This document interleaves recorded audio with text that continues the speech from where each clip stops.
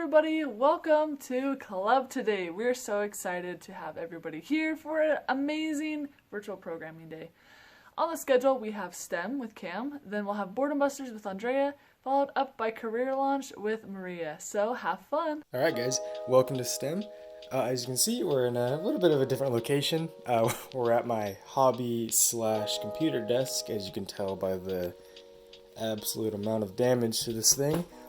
But today we're going to be doing a paper rocket. So it's really easy. All we're going to have to do is you're just going to need a piece of paper, a pair of scissors, a straw, and some tape. So what I'm going to be doing, this is a little bit thicker paper, more like kind of cardstock paper. You can use any type you want, it'll work either way. But I'm just going to fold this in half and cut it, because it is just a little bit too thick. If your paper is thinner, you might not need to do this, but I would encourage cutting your paper in half or into fourths, just because it'll make it easier to roll along with the straw. So we're just gonna fold this one more time. Doesn't have to be pretty, just quick fold. I'm gonna cut it with my little mini scissors. Cut it one more time. Perfect. So now what we're going to do is we're just going to roll this along the straw to make a little rocket. So you want to make sure you roll it tight enough that you can fit it around, or tight enough that you can still get a good body, but then not too tight so that it can slide onto the straw. So we got our little tube cut out. Next up, we're going to use the tape. And we're just going to tape it together. There we go.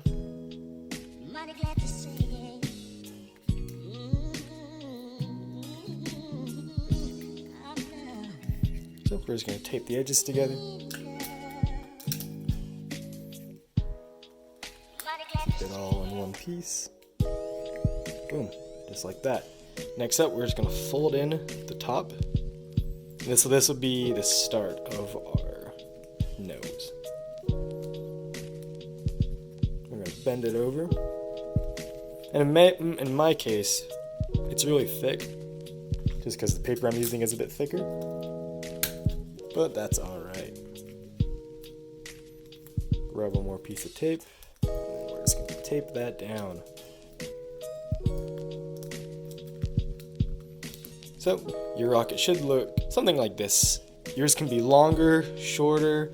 I want you guys to be creative with this. And next step, we're going to make the fins. So that's really easy.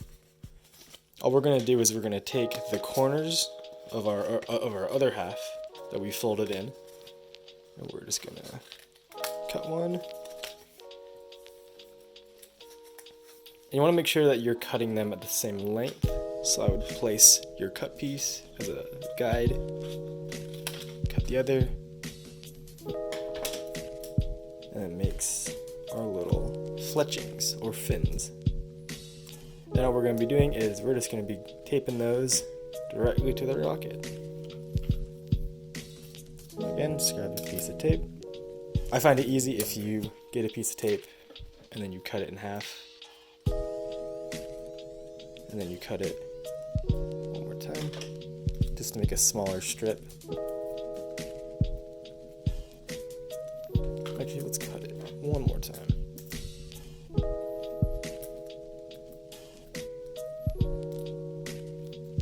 There we go.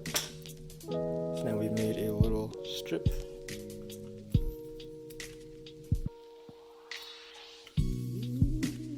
Stick that on there.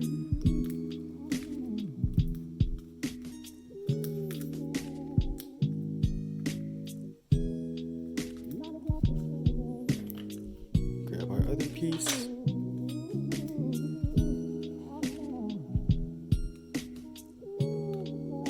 that on there, and I'm going to use this to make sure that hole is still nice and clear. And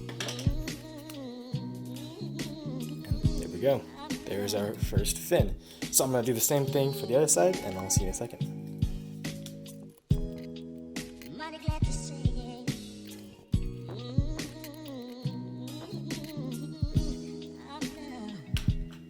Alright, so at this point I have connected all the parts I need. So I've got the fins, the body, and the nose. Next up, just take your straw, stick it on in there, and then give it a test. If you have one of these bendy straws, it doesn't really matter which way.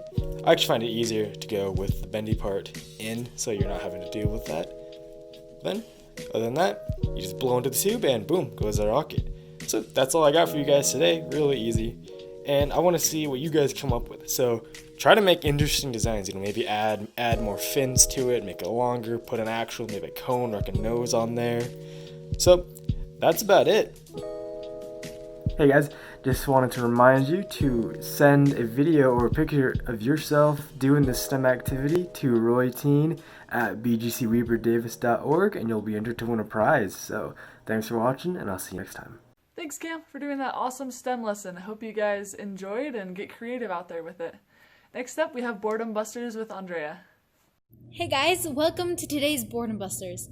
So this week's video will be super easy. It's actually super simple and super fun. So what we're going to do is working with clay. And honestly, it's as simple as that. I'm not going to make you guys do anything specific. This is up to you and your imagination. So I am going to prepare for you guys a baggie with paint and a block of clay. And so with the block of clay that you'll be having, it's going to be air dry, so you don't have to cook it in the oven.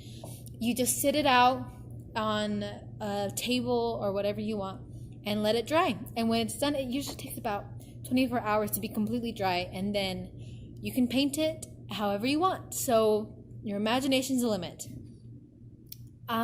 Just as a heads up as well, we're not going to be handing out supplies until Tuesday because it is air dry and we don't want any accidents to happen with the bags. So just to be safe, we're going to be handing them out on Tuesday when we do visits. So now you guys know. Before I end the video, it's super quick. I just want to show you some examples of what you can make if you don't have any idea. So I made this little squirrel. I don't know if you can see it, but it was way fun to make and it's way cute. So you guys can make animals. Then I made a bowl out of a hand. So it's smaller. Sorry, that's a dirty hand. My hand. But it's a bowl then you can use to put stuff in.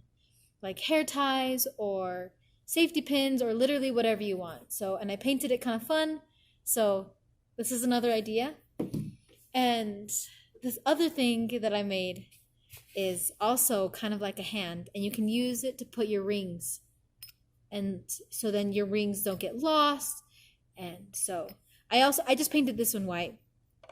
Just keeping it simple. But anyway, those are some ideas that I thought maybe would give you some inspiration. But it's up to you what you want to do. So enjoy. Thanks, you guys. All right, now that you have busted up your boredom, it is time for Career Launch with Maria. Hey y'all, and welcome to Career Launch. My name is Maria. This week I wanted to focus on what career or careers you're interested in for your future. Have you thought about what you want to do after you finish high school? This is a great opportunity for you to do some research and think about what career or careers you're interested in for the future. I've wanted to be a teacher since 6th grade. When I was in 6th grade, my history teacher, Miss Miles, taught us about the ancient Egyptians. I remember being fascinated by hieroglyphics and sarcophagi. I asked my mom to buy me books on Egyptian history so I can study, and that's when I decided that I wanted to be a history teacher. It wasn't until high school that I realized that I also loved books and reading. For my first 4 years of college, though, I focused on taking history classes so I can get my bachelor's in history. It wasn't until I graduated with my bachelor's in history that I decided that I wanted to teach English, not history.